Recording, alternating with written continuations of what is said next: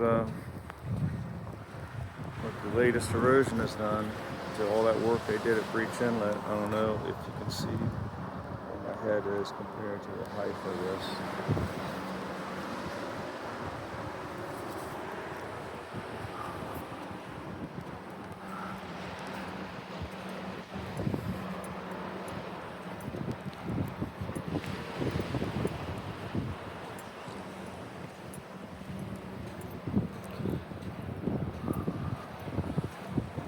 They're just not going to learn.